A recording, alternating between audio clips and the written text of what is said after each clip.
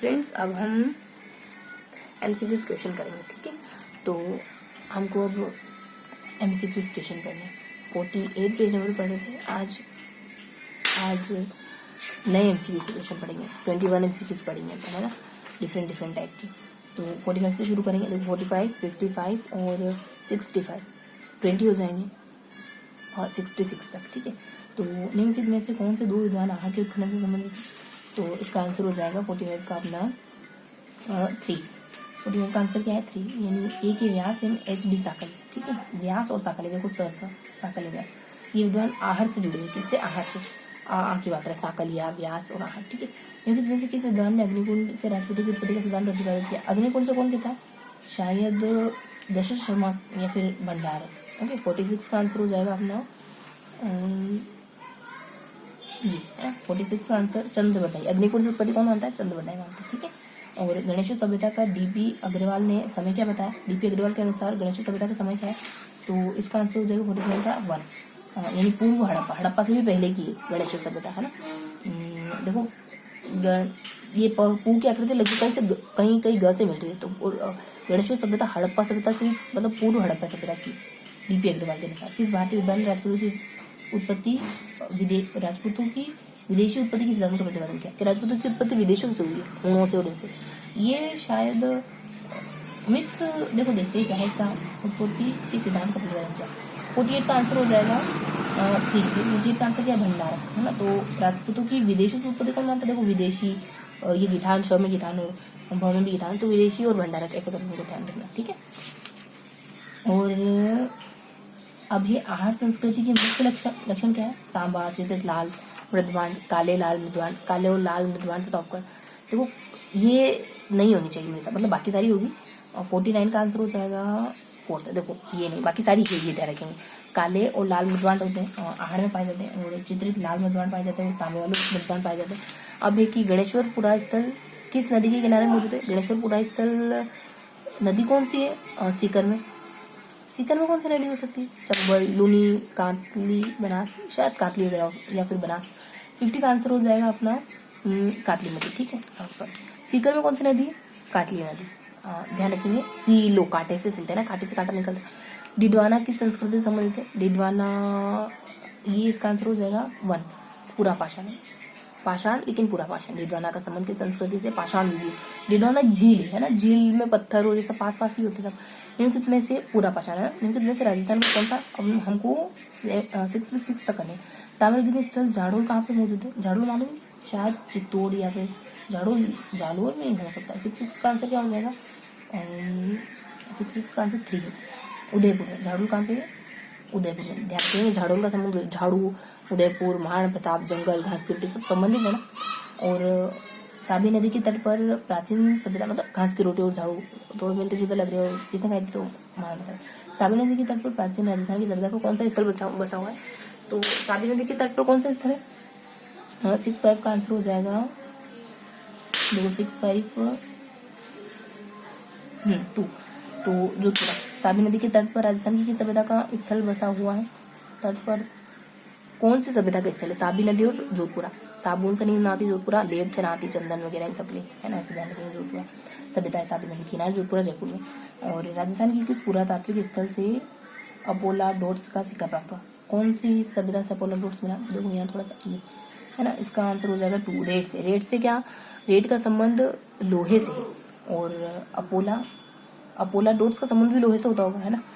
और रंगमहल में किस पुरातत्वविद के निर्देशन में उत्खनन कार्य किया गया? रंगमहल में किस पुरातत्वविद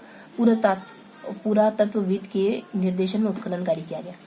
किस पुरातत्वविद के उत्खनन में कार्य है? तो पुरातत्वविद का नाम क्या है? 63 का आंसर हो जाएगा 3। देखो अन्ना रीड, है ना। रंग में भी ना आ रहा है, और अन्ना में भी अन्ना रीड है ना। रंगमहल की खोज कर, रंगमहल शायद तक हनुमानगढ़ में। राजस्थान में पुरातात्विक सर्वेक्षण कार्य सर्वप्रथम 71 में हुआ था। प्रारंभ करने का श्रेय किसको जाता है? यानी पुरातात्विक क्षेत्र में खोज वगैरह अन्वेषण करने का काम 71 में हुआ, आज से लगभग 50 सालों पहले। और ये किसके अन्वेषण में हुआ? तो 1, यानी KN पुरी, है ना। ये कार्लाइल का कैसा लग रहा है, जैसे स्माइल कह रहे हो, कार्लाइल स्माइल, कार्लाइल स्माइल। तो सर्वप्रथम ये काम किसने करा, एक बहुत ही पॉजिटिव व्यक्ति, बहुत सकारात्मकता लिए हुए व्यक्ति, तभी तो उसने कुछ नया काम शुरू करा। कार्लाइल ने करा, स्माइल ने करा, स्माइल के साथ करा, है ना। अब यहाँ है कि अनाज रखने के बड़े विद्वान जिन्हें गोरे व कोठे कहा जाता है, किस प्राचीन सभ्यता से प्राप्त हुए, गोरे और कोठे। 6-1 का आंसर क्या हो जाएगा 4, तो आहट से प्राप्त हुए। देखो मृदभांड, गोरे और काठे, देखो लाल और काले मृदभांड मिले जिनको गोरे और काठे कहा गया, ये आहट से मिले, ध्यान रखेंगे। आहट देखो, झाड़ू भी देखो। कालीबंगा क्षेत्र में कितनी अग्निवेदिकाएं प्राप्त हुई, कालीबंगा में गिनती पूछ रहे ना 2, तो 7 अग्निवेदिकाएं, तो 7 अग्नि के फेरे लेना, है ना, तो इससे ध्यान रखिए। काली मान लो अपनी पत्नी के नाम काली, ऐसा करिए। और कालीबंगा में पढ़ो तो चबूतरे निर्मित है, मतलब ऊपर नीचे कहीं से पढ़ सकते हैं। प्राचीन नगर जो महाभारत और महाभाष्य दोनों में वर्णित है वो कौन सा है, विराट का हो, विराट नगर को, है ना। विराट जहाँ पांडवों ने अपना अज्ञातवास बिताया था वही, है ना। 59 का आंसर हो जाएगा विराट 2। अरे महाभारत मध्य का नगरी है ना, महाभारत के शायद विराट नगर में भी, मतलब महाभारत के साथ विराट नगर में हो, लेकिन महाभाष्य का संबंध नहीं होगा विराट नगर से। इस वजह से महाभारत और महाभाष्य दोनों का संबंध तो मध्य का नगरी से होगा, ठीक है। और 50 और 53 में कालीबंगा के उत्खनन कार्य में जिस पुरातत्ववेत्ता का प्रमुख योगदान रहा वह है, कालीबंगा के उत्खनन में कौन से पुरातत्ववेत्ता का योगदान रहा, नीलकंठ, अमलानंद घोष। कालीबंगा का उत्खनन शायद अमलानंद घोष ने करा, है ना। तो 58 का आंसर हो जाएगा 4, अमलानंद घोष ने। समय काल क्या देखो और 53 दोनों मिलते जुलते, ठीक है, तो ध्यान रखेंगे। और निम्नलिखित में से राजस्थान को कौन सा सेंधव स्थल घग्गर नदी के किनारे स्थित है, सेंधव स्थल है और घग्गर के किनारे तो हनुमानगढ़ बसा हुआ। कालीबंगा, पीलीबंगा ये दोनों घग्गर नदी के किनारे हैं, क्योंकि ये दोनों हनुमानगढ़ में। 57 का आंसर हो जाएगा 4, है ना, कालीबंगा स्पेशली। और बौद्ध धर्म से संबंधित पुरातात्विक अवशेष कहाँ से मिले, बौद्ध धर्म की बेराट से, शायद 56 का देखते हैं, बेराट, है ना। बेराट से पांडवों के भी मिले, मतलब पांडवों के भी मिले, महाभारत के मिले, और महाभारत के दोनों क्या है तो मध्य का, है ना। बाकी खाली महाभारत पूछते तो बेराट, विराट और बौद्धों के भी साक्ष्य मिले वहाँ से, दोनों संस्कृतियों के, दोनों धर्मों के। प्राचीन स्थल जहाँ से मेनांडर की मुद्राएं, ये शायद सुना सा लग रहा है यार। 55 का आंसर 1 बेराट से। देखो मेनांडर मुद्राएं बेराट से मिली, बेराट बहुत प्रसिद्ध है ना। दोनों धर्म, बौद्ध धर्म, महाभारत, रामायण तो नहीं, हिंदू धर्म, बौद्ध धर्म और मेनांडर मुद्राएं, है ना। अब आपको कुछ भी लगता है ना तो ऐसे ही नहीं लगता है, आपको सुना लग रहा है, मतलब कहीं ना कहीं आपने बहुत कहीं सुना होगा, हल्का सा भी।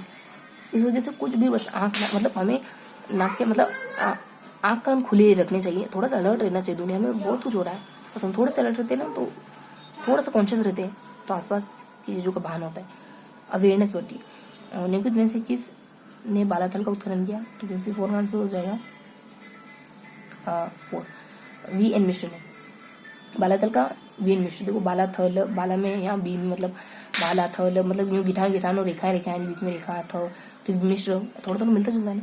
बालाथल को उत्खनन बालाथल उदयपुर में, किसने करा किसने खोज करी इसकी, VN मिश्र।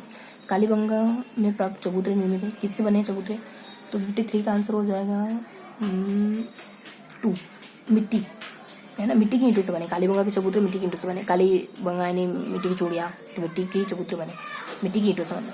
और निम्नलिखित में से राजस्थान का कौन सा प्रागैतिहासिक स्थल ताम्रपाषाणकालीन काल से जुड़ा, कौन सा पुराना स्थल है जो ताम्रपाषाण काल, तांबे और पत्थर के काल से जुड़ा हुआ, बालाथल है, बूढ़ा पुष्कर है, तिलवाड़ा, ऐसा कौन सा है, 52 बालाथल।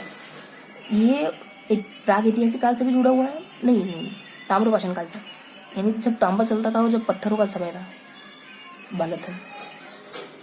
बालाथल का संबंध भी तांबे से, बालाथल का संबंध तांबे से, गणेश्वर शिखर का संबंध तांबे से, आहड़ का संबंध तांबे से, बालाथल का भी तांबे से है, लेकिन तांबे के साथ पाषाणिक भी आएगा, ताम्रपाषाण। तो इस तरीके से हमने डिफरेंट तरीके के 21 MCQs क्वेश्चन पढ़े, और ये सारे क्वेश्चन हमारे क्वेश्चन बैंक में जमा होते जा रहे, कितने सारे MCQs क्वेश्चन पढ़ लिया हमने, है ना। तो ये था आज का पूरा सेशन, मिलते अगले सेशन में, तब तक के लिए जाए।